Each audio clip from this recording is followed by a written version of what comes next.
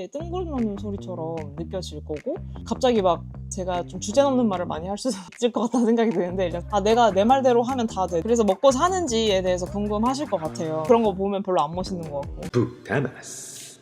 네, 안녕하세요. 저는 김예진입니다. 오늘은 제가 책방을 차리면서 알게 된 것들 몇 가지를 소개하려고 합니다. 첫 번째로는 명확한 컨셉에 대한 이야기를 하려고 해요. 되게 어떻게 보면 말은 간단하지만 가장 추상적이기도 하고 좀 복잡한 개념이라고 생각을 해요. 컨셉을 잡는다라는 것은. 그래서 저는 초반에부터 이거를 막 그렇게 진지하게 생각하지 않기로 마음을 먹고 시작을 했습니다. 그래서 나중의 모습이랑 초반 모습이랑 진짜 많이 달라졌었고, 왜 그렇게 했냐면 이게 뭔가 제가 계속 시도를 해와서 주체적인 무언가를 꾸려가는 것이 능력치가 좀 쌓이면 이거를 구체적으로 할 수가 있어요. 근데 만약에 뭐 저도 그랬고 여러분이 뭔가를 시도하는데 내가 주체적으로 해보는 프로젝트가 처음이야 라고 한다면은 그 명확한 컨셉을 잡아라 라는 것이 되게 뜬구름 소리처럼 느껴질 거고, 사실 이게 무엇으로 실행할지도 좀 잘 안 그려져요. 그래서 제 나름의 고민하는 방식에 대해서 말씀을 한번 드려볼게요. 일단은 이 컨셉에 대해서는 이제 감각할 수 있는 거랑 이제 우리가 머릿속으로 생각할 수 있는 거를 저는 분리해서 좀 생각을 해보는 게 좀 도움이 되더라고요. 일단 뭐 감각할 수 있는 거, 눈에 보이는 거, 아니면 뭐 들리는 거, 아니면 어떤 향이 나는가, 약간 이런 것들. 그리고 이제 추상적인 것들, 좀 더 메시지적인 것들이죠. 내가 이걸 왜 하는가에 대한 것들. 이제 이것에 대해서 이제 좀 나눠서 고민을 해보시면 좋습니다. 북다마스 같은 경우에는 이제 독립출판물을 다뤄야겠다라고 일단 정해진 게 저한테는 좀 추상적인 영역의 프로젝트를 통해서 제가 어떤 가치를 추구하는가에 대한 동기부여가 되는 메시지였어요. 저는 독립서점이라는 거, 그러니까 그 독립출판물과 이제 독립서점이 아는 사람만 알게 되는 구석이 있다고 생각을 했습니다. 그리고 이제 이 영역으로 뭔가 들어오려면은 진입장벽이 조금 있는 느낌이었어요. 좀 그런 걸 허물고 싶다는 생각이 있었고, 그래서 카페라든지 서점보다는 그래도 열려있는 공간에서 독립출판물을 들고 판매를 하고 소개를 하면은 이 영역을 넓힐 수 있지 않을까라는 의도가 있었고요. 그래서 그냥 그거를 생각을 일단 계속 하면서 북다마스라는 이름 그리고 뭐 이제 다마스로 움직이는 책방이다 라는 거 정도만 정해놓고 실행을 해보다가 아닌 것 같으면 조금 바꾸기도 하고, 이제 이거를 하시는 게 덜 막막하고 이렇게 앞으로 나아갈 수 있는 방식인 것 같습니다. 두 번째는 정답을 밖에서 구하지 말 것. 왕도는 없다고 생각하기. 시작하기 전에 제 스스로 제일 노력했던 부분이에요. 갑자기 막 제가 좀 주제 넘는 말을 많이 할 수도 있을 것 같다는 생각이 드는데, 일단 생각나는 대로 말해보겠습니다. 좀 어딘가에 정답이 있지 않을까라는 생각으로 수업을 계속 듣거나 아니면 뭔가 누군가한테 계속 물어보거나 그 계속 답을 찾으려는 움직임을 제가 하고 있더라고요. 근데 그거는 이제 어디까지나 참고사항인 거지, 사실은 제 거에 맞는 제 오리지널리티를 가지려면 이제 스스로 선택을 하셔야 합니다. 근데 그 스스로 선택이라는 거는 막 어떤 지름길이 있는 게 아니고 그냥 오래 고민하고 자세히 고민하고 스스로 잘 들여다봐야 되는 그런 일인 것 같아요. 그래서 이거는 왜 이렇게 정답이 없지에 혼란에 빠질 필요가 없고, 원래 그런 겁니다. 원래 그런 거니까. 네. 뭐 물론 누군가는 내가 내 말대로 하면 다 돼, 내 노하우대로 그냥 다 할게 하면은 사실 그거는 프랜차이즈겠죠. 저는 그거는 오리지널리티가 있는 일이라고 생각하지는 않고, 만약에 이제 본인이 오리지널리티가 있는 무엇을 하고 싶다라고 하면은 결국에는 왕도는 없고 자기가 원하는 거를 잘 생각하는 수밖에 없어요. 이거를 빨리 인정하시고 그냥 그대로 이제 실행을 하시면서 잘 만들어 가시면 될 것 같습니다. 저한테 과거에 저에게 하는 말입니다. 자꾸 저 같은 경우에는 뭐 책을 만들 때도 이렇게 하면은 좀 더 차라리 잘 팔리나라는 질문이 더 나을 수도 있어요. 막 이렇게 해도 되나요? 라는 질문은 진짜 질문 자체가 엄청 불친절한 거거든요. 이제 그런 식으로 이제 질문을 했던 거죠. 정답이 있다고 생각하지 말고 본인의 오리지널리티가 무엇이 될지를 깊이 고민하는 자세를 이제 가지고 가는 것이 좋겠습니다. 세 번째로 좀 현실적인 얘기. 이제 제가 얼마나 모으고 이제 이것을 시작했는지에 대한 얘기인데, 얼마나 모아야 할까? 진짜 사람마다 다 다르겠죠. 왜냐면 본인이 하고 싶은 게 다를 테니까요. 근데 저는 이제 북다마스라는 거를 했고, 그러면 그냥 딱 머리에 떠올리시는 그 정도라고 보시면 될 것 같아요. 차를 구매했고요. 이제 그 안에 들어가는 뭐 책장이나 이런 것들도 짜야 했고, 법률 상담도 했었고, 여러 가지가 있습니다. 그리고 저는 초반에 책은 다 구매를 했었거든요. 위탁 판매라는 게 있기는 하지만 초반에는 저는 제가 어떻게 될지 저조차도 모르고 있는 상황이었기 때문에 이제 위탁으로 하는 것이 조금 맞지 않다고 생각했습니다. 그래서 다 매입을 했었고, 그리고 그 매입하기 전에 어떤 책을 판매하고 소개할 것인가에 대해서도 공부가 필요할 거잖아요. 이제 그럴 때도 좀 책을 많이 샀었죠. 그거는 그냥 소비자로서 이제 샀었고, 이제 그런 것들. 그 비용들을 다 따져보면은 한 2천만 원 정도였던 것 같아요. 그게 되게 크다면 큰 돈이고 적다면 적은 돈인데요. 나는 그런 감이 아예 없는데 비용을 얼마나 생각해야 돼? 라고 생각하실 수도 있기는 해요. 그러면 창업이든 뭐 아니면 여러 사람들의 그 인터뷰 같은 게 되게 많아요, 세상에는.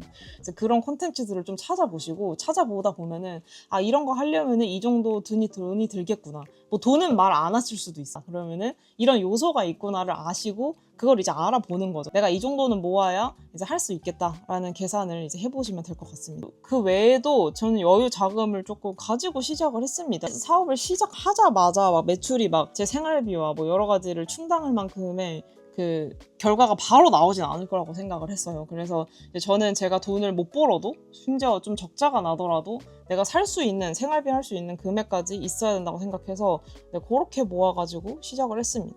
네 번째로, 그래서 먹고 사는지에 대해서 궁금하실 것 같아요. 그래서 간략하게 말씀드리면 저 한 명 먹여 살릴 정도의 돈은 벌었습니다. 그리고 저는 책 수입만으로 살진 않았고요. 물론 책을 많이 팔고는 싶었어요. 책 수입이 제가 가질 수 있는 수입 중에 제일 컸으면 했습니다. 왜냐면 그게 이제 더 맞다고 생각을 했기 때문에, 책방으로서. 근데 이제 그것만으로 충분치 않으니까 이제 아르바이트도 했고요. 책도 만들었고, 이제 책 만들어서 팔기도 하고, 그리고 이제 수업 같은 걸 하기도 했죠. 이제 책을 만들었다 보니까 원고 청탁이나 뭐 인터뷰 이런 것들에서 저에게 이제 부수입이 생기면서 이제 그렇게 살았습니다.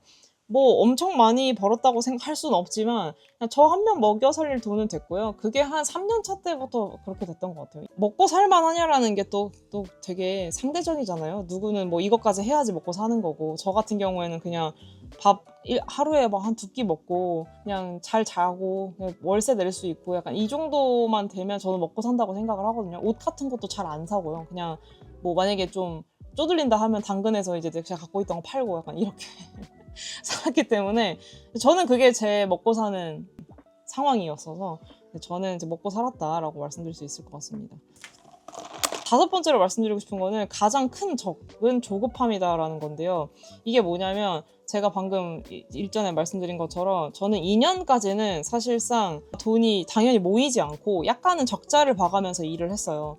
근데 2년이라는 시간이 사실 그렇게 짧지도 않잖아요. 근데 이게 제가 2년까지 할 수 있었던 거는 저는 어차피 2년 정도는 그냥 살 수 있을 만한 돈을 모아놓고 시작을 했고, 그렇기 때문에 조급하지 않았던 것 같습니다. 그리고 조급하지 않아야 한다고 생각하는 면도 있어요. 제가 그렇게까지 뭔가 아직 준비되지 않은 상태로 제 프로젝트를 시작을 했는데 이게 막 뭐 갑자기 대박을 칠 리도 없고, 저도 이제 하면서 만들어가는 중이었기 때문에 그 만들어가는 시간은 당연히 필요하고, 이제 그 기간 동안 사람들의 피드백을 받아서 좀 더 좋아져야 사람들도 저한테 그만한 돈이든 뭐 그만한 무언가를 저한테 제공하겠죠. 그래서 저는 제가 뭔가 못하고 있다고 해서 그렇게 조급하지 않았는데 이제 조급함이 느껴질 때도 있었죠. 이제 그럴 때마다 느낀 게 뭐냐면, 근데 사실 조급함을 느끼나 안 느끼나 결과는 좀 비슷해요. 기민하게 반응을 하는 거랑 조급함은 조금 다르거든요. 근데 이제 이 조급함이라는 거는 사실 뭔가 하지도 않으면서 이제 무기력한 상태로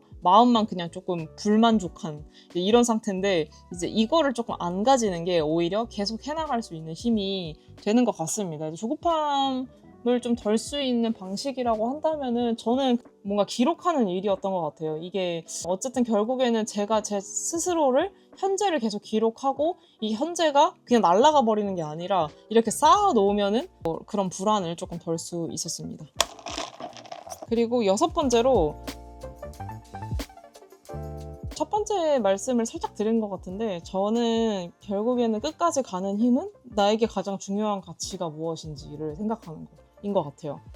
저는 사실 제가 뭐 좋아하는 일이 뭔지 아직 잘 모르겠거든요. 그래서 좀 좋아하는 일보다는 제가 그냥 중요하다고 생각하는 거에 대해서 생각을 더 많이 합니다. 저는 이제 다양한 사람들이 자신의 목소리를 내고 그거를 서로 듣고 나누는 게 좋아 라는 거를 사람들한테 설득시켜야 되잖아요. 그 과정이 사실은 제가 하려는 일을 계속할 수 있게 만들 텐데 그거 설득하는 게 제일 어려운 것 같아요. 왜냐면은 나는 그게 중요하다고 생각하고 그게 맞다고 생각하다지만 절대적으로 다양한 타인들이랑 내가 왜 소통하면서 살아야 돼? 라고 생각하는 사람한테는 독립출판을 하는 거, 뭐 독립출판물을 보고 또 이제 여러 사람들의 이야기를 듣는 거, 이제 이런 것들이 별로 필요 없을 수도 있어요. 제가 은유 작가님의 어떤 강연을 들을 기회가 있었는데 은유 작가님이 그런 얘기를 하시는 거예요.